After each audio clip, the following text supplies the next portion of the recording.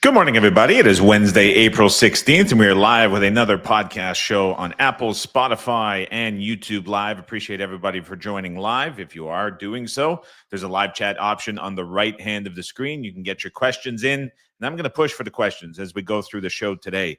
In this episode, I'm going to be doing a full update on all of the positional over-unders, looking back at where they opened up last week, looking at where they are currently right now on a Wednesday morning.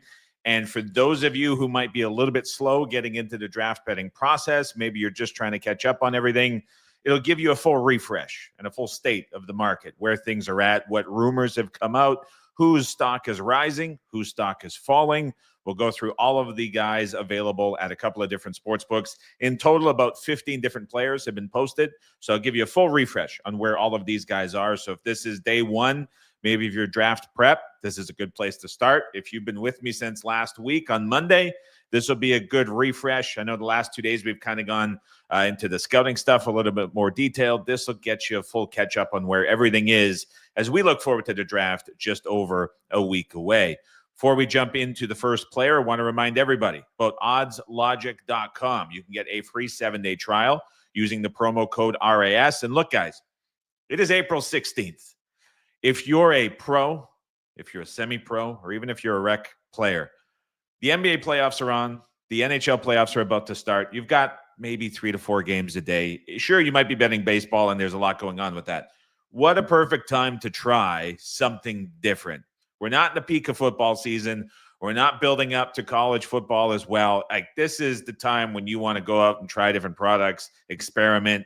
Odds Logic works on desktop. It works on mobile. You can use it from different platforms, different devices, Windows, Mac, anything. It's a fraction of the cost of other competitors, and you get the same speed and, for the most part, 95% of the same coverage as sportsbooks. And so this is the perfect opportunity to test and try. It is a free 7-day trial if you use the promo code RAS, oddslogic.com. Highly recommend trying it out, especially at this time of year. What better time to do so and see how it works on your different devices. There have been already 2 email newsletters sent out at footballbetters.com. It is a free email newsletter. You can keep up with everything going on, get up to speed, and follow in the entire offseason leading into the regular season. Lots of draft stuff now through next Thursday, reaction the following week, and then we will get into team previews with the schedule release. To sign up for free, you can head over to footballbetters.com. Let's start off with Jahdae Barron, cornerback in the draft. One of my favorite draft props so far. I have talked about it a lot. I've talked about betting it a lot. Opened 17.5. He is currently 18.5. So stock is falling for Jahdae Barron. Over 18.5 is up to minus 200.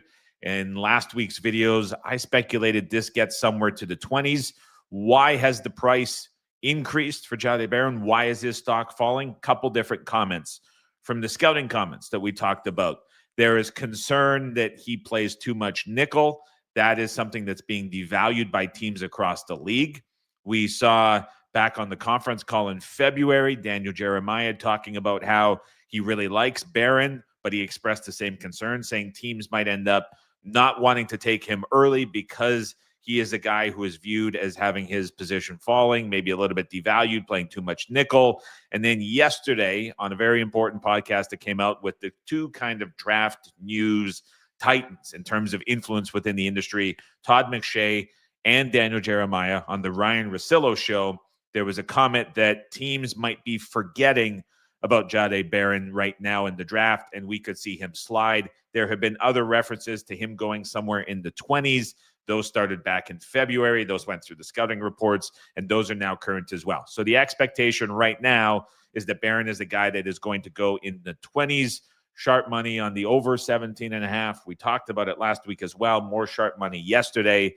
It has been all over money for Barron at 17.5, 18.5, and it's a number that I would expect to continue increasing between now and next Thursday. Crunch Time Sports Advantage Network says the newsletters are fantastic. He is enjoying what's going on over at footballbetters.com. Ryan Roberts is always in for every show. Good to have you back for another one. Love the draft stuff this year, AC. Appreciate it well.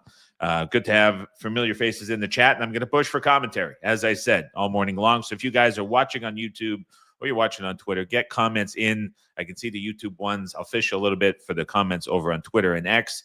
But keep the questions coming in. Keep the comments coming in. I'll get to them as we go throughout the show. James Pierce is player number 2. Recently posted.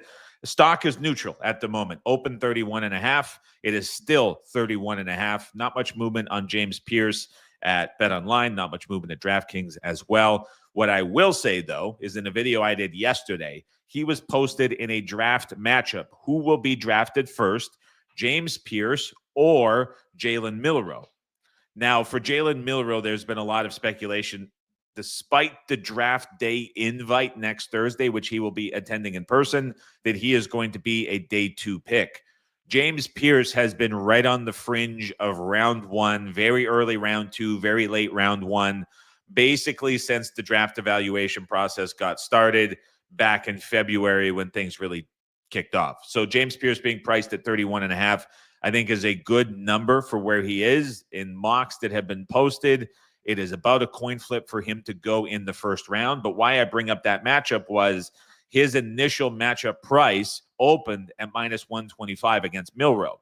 I did a video yesterday here on YouTube, on TikTok as well, commented about it on Twitter. And I was like, this is can only go up. Like, if you're putting me on the spot to pick one of these to go up, it is going to be James Pierce going higher in price against Jalen Milroe specifically. That price now from minus 125 is minus 250. So we have seen a significant bump up for James Pierce, but it came in that matchup market. His over-under market has been stable at 31.5 since it opened.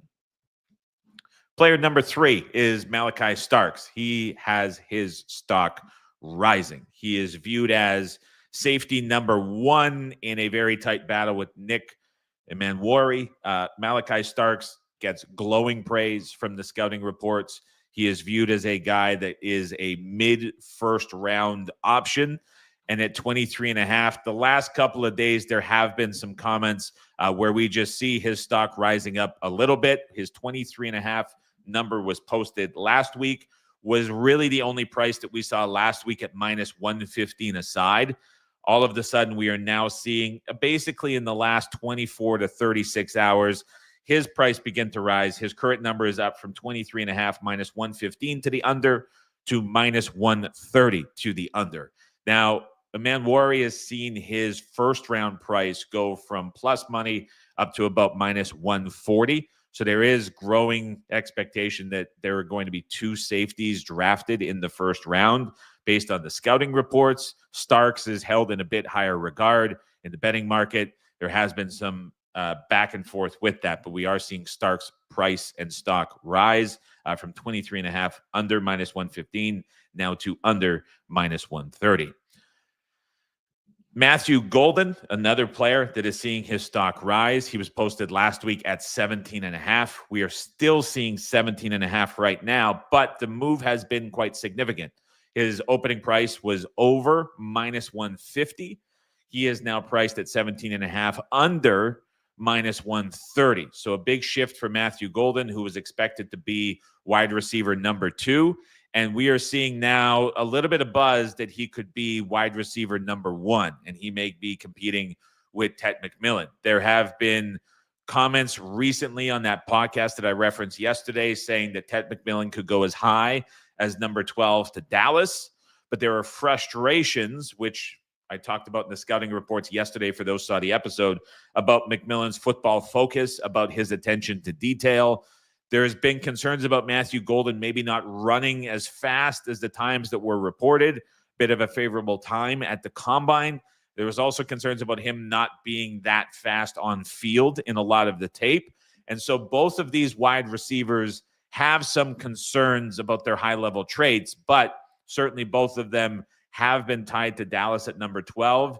And between Matthew Golden's recent visit in Dallas, as well as Ted McMillan kind of getting a little bit of negative press the last couple of days, we have seen Matthew Golden's price come in from over minus 150 to under minus 130 at that 17.5 mark. Armand Membu, he's been a show favorite since last week. Stock falling. Now, I'm not trying to suggest with all of these that their draft position is changing dramatically. When I'm saying stock rising, stock falling, I'm more so referring to the betting market stock and what we're seeing from it. Now, for me, Membu, who opened last week at 6.5, has been a dead over since the open, because in the top 5, the guys going top 5 have been relatively set, and then the Raiders have not really been in contention at 6 for an offensive lineman. Membu has played right tackle his entire college career, and the one O-line needy team in the top 6, which would warrant an under for Membu, is New England, who is a left tackle needy team. And so are the Patriots going to go out of their way to draft a right tackle in Membu and move him over to the left side of the line? I have a hard time buying into that, and I don't think anybody's trading up to draft Membu. Now, the one team that really desperately needs a right tackle inside the top 10 is the New York Jets. They draft 7th. And so his over-under is at 6.5. Last week when we were talking about the overs and saying this is going to go, it was minus 250. Now, minus 450. So the stock in the betting market for Armand Membu at 6.5 is falling significantly, right up there with Barron for one of my favorite draft props so far. At minus 450, you're pushing the envelope a little bit. That is getting to a pretty high price. But again, it's going to take something pretty substantial to see him go in the first 6 picks, in my opinion. Ashton Genty, stock rising, albeit slightly. Opened last week, 9.5, under, minus 240. Current price, under 9.5, minus 280. So there has been a little bit of money on Genty unders so far. He is a guy that has been labeled in the top 10 for a long time, dating back to February. Yesterday, on the McShay and Jeremiah podcast, he was viewed as a top 10 pick, regardless of the devalued running back trend. They also said there's a very strong rumor that he may go to Las Vegas at number 6. So his under at 9.5 makes a lot of sense. Las Vegas taking him at 6, which is minus 140, makes a lot of sense as well. Those are 2 prices I think we could see increase a little bit. In the scouting reports, there was one scout that stood out specifically who said you could take him at number 1 and you wouldn't be wrong. Now, is he going to go number 1? No, I'm not trying to say that. But Ashton Genty held in very high regard. Now, I say all of that to kind of comment on the other 2 guys. Amarian Hampton, 19.5. We'll get to him in a second. But Trayvon Henderson from Ohio State has really picked up some steam in being linked to the Denver Broncos. There's also some teams like Washington and Kansas City who have emerged at the back end of the first round of being running back needy as well. Now, something I noticed from the unabated odds screen this morning, which has free draft comparison odds for everybody to check out. I think it's a great product that they've put together, and it's free, and it's front-facing, not something that's easy to do.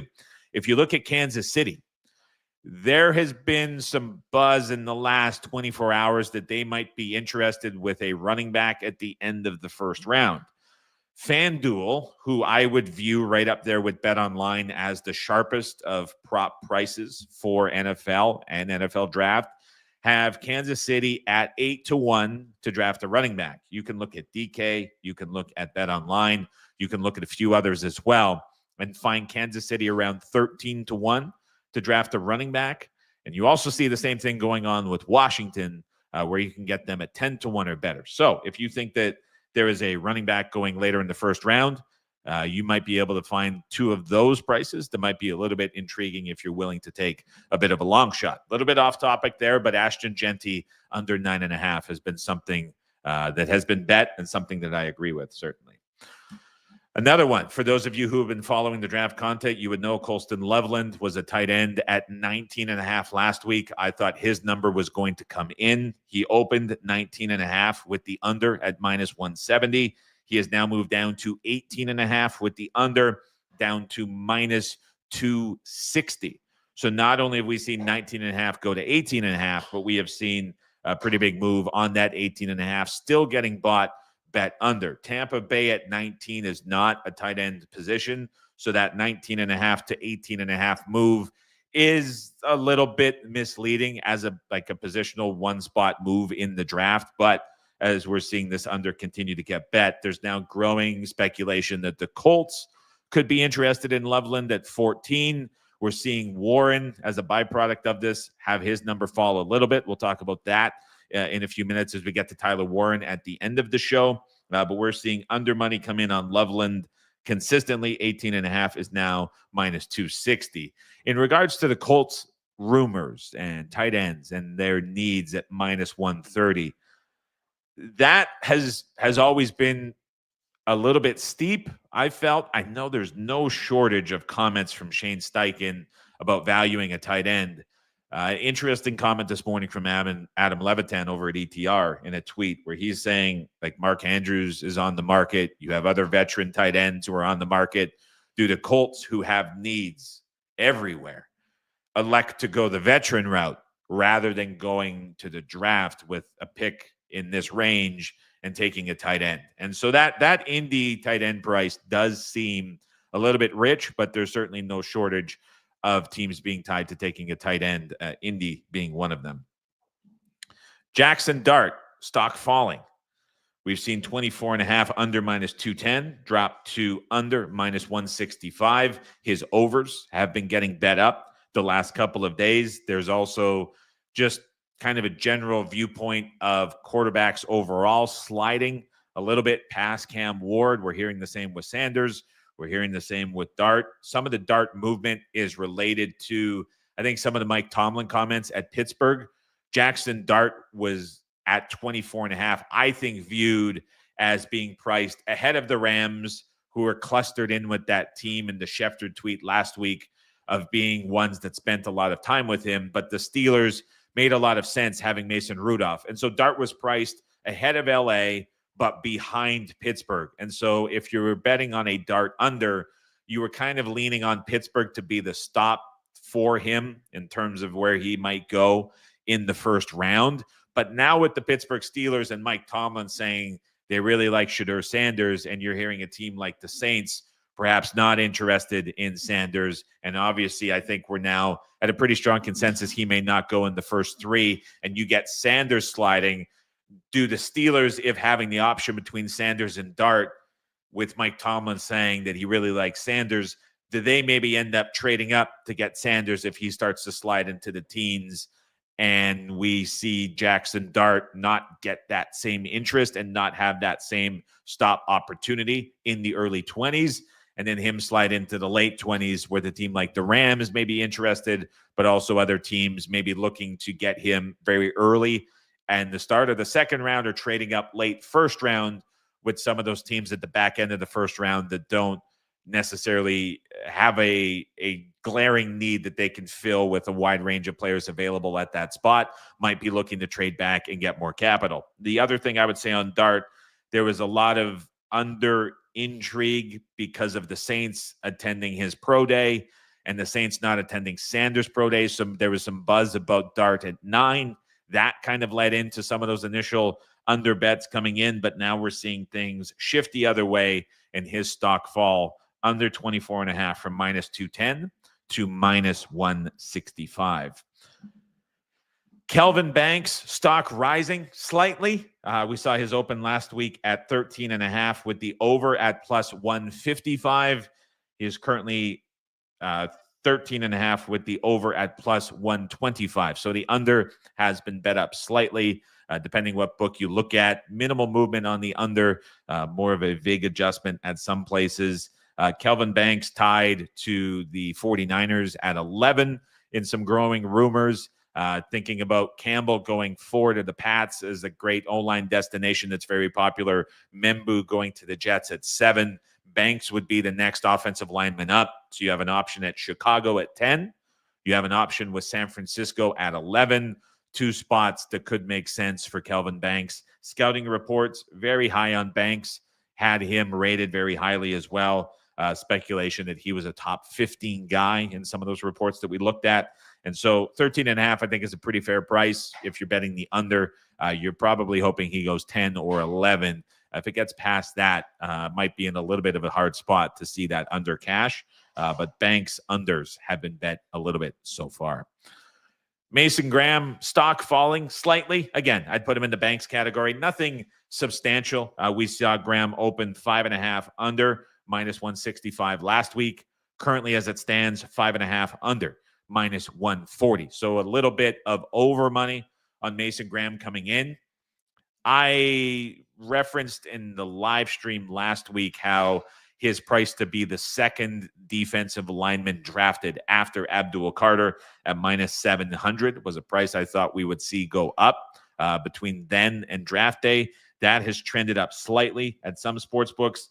We're seeing really a widespread consensus, one of the stronger ones of all the mocks and the reports, that he is going to be a guy that goes number 5 to Jacksonville. I would say there's probably among mock drafters more certainty about Graham at 5 to Jacksonville than there is what is going to happen 2-3 with Hunter and Carter. Like, it has been really kind of one-sided in terms of what Jacksonville is going to do at number 5. And that is really tied to Mason Graham. So I would say if you're looking at any of the overs for Mason Graham, you're hoping that something just shakes up in the top 5, really. And if it does, and you don't get this order of Ward, Hunter, Carter, Campbell, Graham, which so many people are looking at and so many people are banking on, if anything in that first 4 changes, then the overs on Mason Graham are probably going to be pretty good. If that first 4 falls as it does,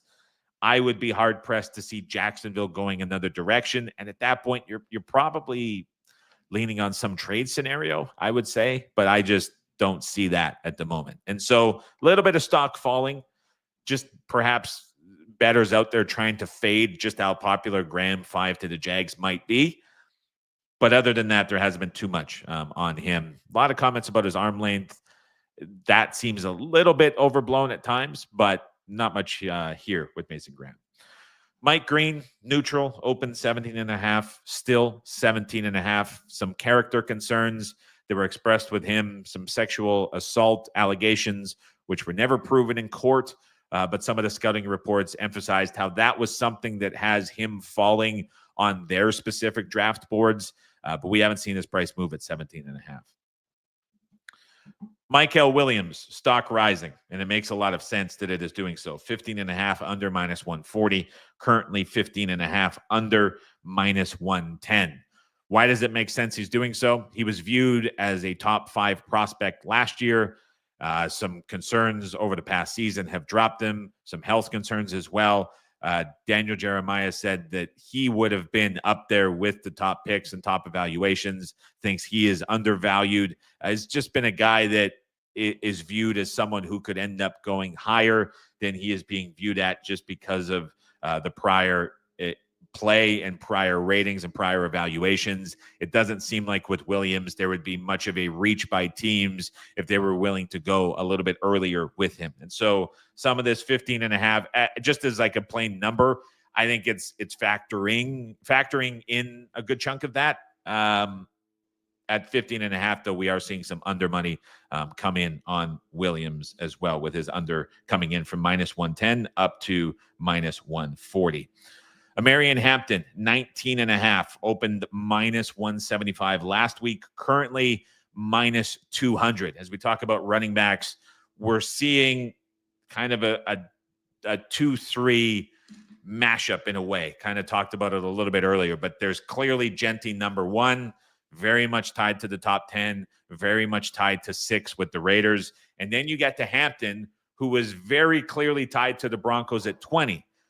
At 19.5, there weren't a lot of teams between 6 with the Raiders and 19 with the Buccaneers where it made a lot of sense for Hampton to go. Some were speculating the Bears might be interested at number 10. There were comments about how Ben Johnson with the Lions really got them to reach for Gibbs and get that guy out of the backfield. The comparisons between Gibbs and Hampton don't make any sense at all. But there was kind of a push late last week of that's the type of guy he is and what he wants. And that was a little bit phony. Now, at 19.5, the over makes sense because the one team that I think Hampton could fit would be the Denver Broncos. They're drafting at 20. What's, I think, driven some of this move recently as well is we're seeing Henderson stock start to rise. There's no over-unders posted on Henderson, but I just saw Josh Norris from Underdog. They're doing awesome stuff on YouTube with these draft profiles. He's like, here's the guy for the Denver Broncos. There's been other team reporters who have cited how Henderson fits better with the Broncos than Hampton. And so all of this put together has led to Hampton's stock falling 19.5 at minus 175 is now minus 200.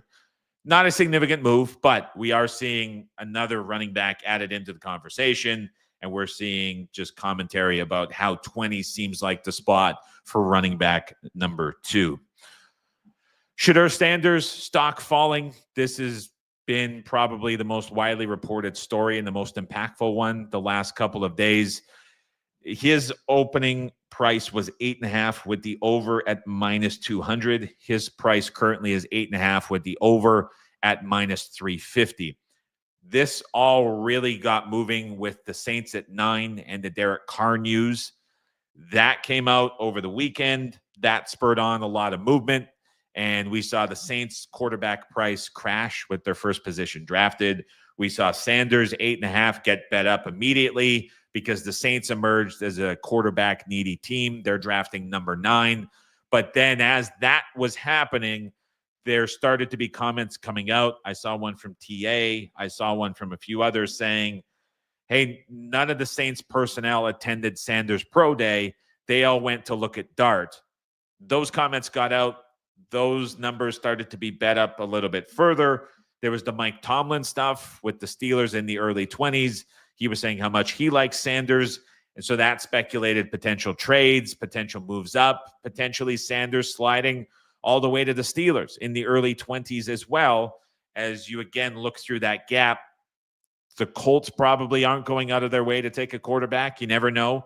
But it was on the conference call with the NFL media back in February, referenced as a spot that made sense. The two that stood out on the call, referenced by reporters and by Daniel Jeremiah, were the Saints at 9 and then the Colts at 14. It was speculated that he made more sense being a quarterback playing indoors than playing outdoors. So all of a sudden, this 8.5 starts to get bet up. I think it makes a lot of sense.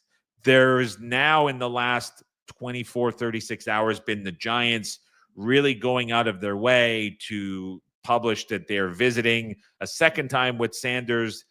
They're meeting with him. And the speculation on why they're doing this has been very kind of split. And so there's been one camp online that has said, well, the Giants are now back in the running to draft a quarterback at 3.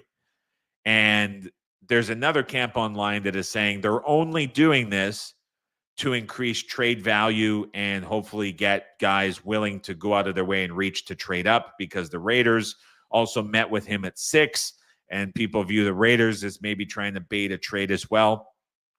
I think the truth is more so in the side that the Giants, if they take Carter at 3, with the way that Sanders is sliding, the Giants might be able to trade up to the late portion of the first round to take Sanders in addition to getting Carter. I think that's maybe slightly more of the truth than anything else. I don't know if much more needs to be seen to make a decision top 3. Yesterday on the McVay Jeremiah podcast with Russillo, said the Giants draft room is a little bit contentious on Sanders at 3. There's very split opinions internally between him and Carter. I think that the truth is more so that they might be looking to come back later in the first round and get Sanders in addition to taking Carter. That's the story that I believe, sitting here in Saskatoon on April 16th, the most at the moment as we talk here at 9:30. Last player on the board is Tyler Warren, stock falling 9.5 over minus 175 to over minus 250. I did a video last week saying that this is something that I thought would happen. I thought over 9.5 made sense as a bet. There's scouting reports that aren't really convinced at all that he is a top 10 prospect. The first spot that makes a lot of sense for him to potentially go is the Bears at 10. Inside of the top 10, I don't see anybody trading up for him. I know the Panthers had some tight end comments. I saw Greg from Coach Speak Index in his article with Fantasy Points. He referenced a flyer on Carolina drafting a tight end. I kind of buy into Dan Morgan, the GM with Carolina, wanting to rebuild the defense like he did with the offense last year, which was very truthful. I kind of buy into that more than I do hearing some of the tight end specifics within that offense that are needed and relied on by Dave Canales. Kind of buy into that more. I think this 9.5 at 250 is still probably going to increase a little bit between now and draft day next week. And there's also some tie-in here with the Loveland price coming in that is influencing this as well, with these two guys being the first-round tight ends. The other comment that was also mentioned, Mason Taylor has a chance to go late in the first round with the Eagles, a possibility. DJ said he is a player who can outplay his draft slot. Mentioned 2 or 3 tight ends in round 1. If you buy into that, Mason Taylor is 5-1 to be drafted by the Eagles, or pardon me, 5-1 to go in round 1, which would give you a couple different outs as well. So keep that in mind if you're looking at that with Tyler Warren specifically. Other comments that I'm looking at, Birdie says, I don't think it is unreasonable if we see Loveland going before Warren. That's the growing sense, I would say, that I'm kind of feeling today, reading through. Something I've noticed, and Birdie, maybe you've noticed this as well. I know you keep up with a lot of news and you look at a lot of things. When you're using X specifically, when you search for something and you pull up topics, what I've noticed recently is that the For You becomes hyper curated to what you searched. And so I did a search yesterday for Colston Loveland. And today it's overwhelmingly in my For You feed, pulling stuff relating to Loveland and pulling stuff relating to Warren. And the viewpoint on the Loveland stuff versus Warren as a guy that's rising versus a guy that's falling kind of creates a bit of a weird bias in reading through that. And so I'm just getting like peppered with Loveland stuff in my feed. And he's a guy that I've really liked betting the unders since last week. And now I'm getting like a big bias. And so I say it's a growing sense of that's how I'm feeling. But I think there's some bias through the stuff on X and how that's filtering. I'm finding a lot more joy and clarity, I would say, in using Notebook LM lately than I am a lot of stuff that's coming from X. It feels a lot more, I don't want to say truthful, but a lot less bias because it's just a grounded language model that's pulling everything from shows and podcasts. So I agree with you, but I wonder if there's a bit of bias with that. Ryan Roberts says, how strong is the correlation of that final season of production to being a hit/miss? Ryan, let me know a little bit more what you are asking there. I don't know about that. Brandon Shoemaker back for another show. I still like Golden for first wide receiver. A lot of signal in that direction. You can twist my arm to get in that as well. Chris Papadopoulos, Jahdae Barron didn't have a single top 30 visit. Is it possible he isn't the second cornerback off the board, excluding Hunter? I think that's certainly in range. Maxwell Hairston from Kentucky has been getting a lot of buzz. The comparisons for Barron specifically, and why I've liked those overs so much and still do, is not only the references to him going into 20s, but there's a lot of ties specifically in scouting and league perspective to him and Cooper DeJean last year, who went, I think he went to 40s, if I'm not mistaken, on day 2. I know there was an injury concern with that, and he kind of worked out late. But his workout, from what I remember last year, was really strong. It's just how teams are looking at and evaluating the position when you have a lot of nickel tied into where you're playing in slot coverage. And so I think that is what is causing the drop for Barron and will continue to cause the drop for Barron between now and next Thursday. Jason, this is always a tough question. What price would you take Warren over 9.5 up to?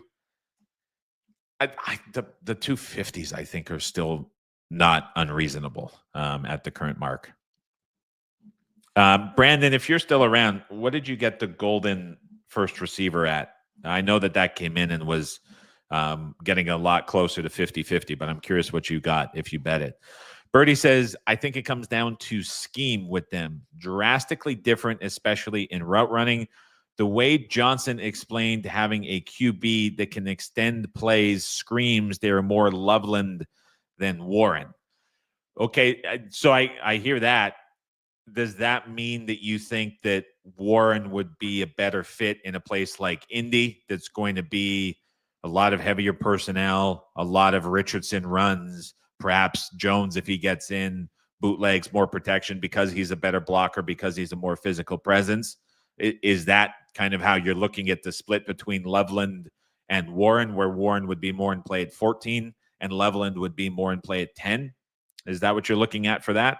If I'm getting your thought process, see if we align there.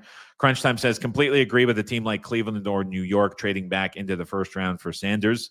Yeah, that's a line of thinking that I make sense. Birdie says, absolutely. So we're on the same page with that when we're looking at offensive scheme and tendency.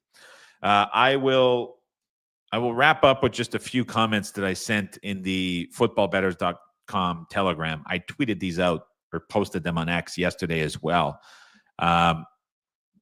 Kelvin Banks likely to go off the board earlier than tape suggests, potentially at 10 or 11 to Chicago or San Francisco, despite him being in the late 20s. Lack of OTs pushing him higher. Under 13.5 is still available for that. Mason Taylor, we talked about, has a chance to go in the first round. Omarion Hampton could be available on the second night of the draft. Kansas City could be interested in an explosive back like him in the first 2 or 3 picks. Potentially value for Casey at 31. That is currently 13-1. If you're dead set on going that direction. Gray Zabel will probably go in the first round. Tyler Booker will probably go in the first round. That Booker first round price is still reasonable. I know it's high, but that should probably be higher. A lot of scouting reports for Booker being a first round guy as the top guard. And then again, the draft might be forgetting about Jahdae Barron because of his slot nickel play. That's a number I still see sliding. Chris is asking, have you heard any news in regards to Jahad Campbell's health? If healthy, seems like he could be a top 15 pick or go 16-17 to Arizona or Cincinnati. Campbell was at 16.5 with the over at -160. I actually didn't see him listed. I'm comparing my notes. He's a guy that I had written down, and I actually don't have him in the update. So I'm thinking that his price went off of the board. At 18.5, I thought he made a ton of sense to go to the Buccaneers at 19. I thought that was a perfect fit and a perfect connection to what Todd Bowles wants and what Todd Bowles values. And so the reason I had that 18.5 with the over circled was because of, I thought, a very strong likelihood that he would end up with the Tampa Bay Buccaneers at 19. I don't have anything specifically for what you're asking, but that makes me want to go and look to see why that's off the board. I wonder if there was something that I missed somewhere in all of this, but I was thinking that 19 was a good fit for him. And so, like, I referenced it last week, but what I'm seeing with a lot of these prices is they're all shaded to the underside of the most direct fits. And what makes a lot of sense for a handful of these players, Membu, half a spot below the Jets, that makes a lot of sense. What are you willing to pay for that? A guy like Campbell that we're talking about, 18.5, half a spot below the Bucks. What are you willing to pay for that? Warren, 9.5, half a spot below the Bears. What are you willing to pay for that? Hampton, 19.5, half a spot below the Broncos. What are you willing to pay for that? And with a lot of these guys, what I'm seeing is a lot of reports coming out from these trusted sources that justify the over way more than they justify the under. Like, I haven't seen a bullish case on Membu going in the top 6 anywhere. I haven't seen, I guess, Hampton a little bit with the Bears at 10, but I think we're kind of past that. Warren in the top 10, besides the Bears, but like 9 or better. Haven't seen a lot of that. And then with Campbell, haven't seen a lot besides Tampa at 19. That's kind of how I'm seeing it. So I don't know. I wish I had more specifics on that, Chris, but that's kind of how I'm looking at Campbell in a roundabout way. That was a good show, I thought. Appreciate all the questions. Appreciate all the involvement. The wife got me out to hot yoga at 5:15 in the morning, so I'm feeling great. 9:40 a.m. It feels like it's 4 p.m. for me. Has been a very productive morning, and I appreciate everybody for stopping by. Reminder: oddslogic.com. I'm feeling pretty good too. Use RAS for a free 7-day trial. Again, we're doing a lot of like heavy speculating. Nobody has come through who has signed up for Odds Logic and been like, I hated it. That was a terrible product. That never happens in the betting space. You have a free 7-day trial. You can use RAS when you sign up. Just try it. I'm very confident that you are going to like it. And what better time than April 16th when the board is not that busy? I know there's a handful of big profile games every single night from now till June. It's just a great time to use it. Use it on Mac, use it on Windows, desktop, mobile, oddslogic.com, RAS for a free 7-day trial. And if you have not yet, over at footballbetters.com, free email newsletter to keep up to date with everything going on in the offseason. Draft stuff now through next Thursday, reaction stuff the few days following. And then once we get to May 1st and the calendar flips over, we will be looking at team previews. We will be looking at schedule analysis, strength of schedule, everything to keep you updated if you have not really. I'm doing my best to keep everybody up to date with everything going on. So I'd love it if you head over to footballbetters.com. Have an awesome Wednesday, everybody. We'll chat to you same time tomorrow, 11 a.m. Eastern, 8 a.m. Pacific.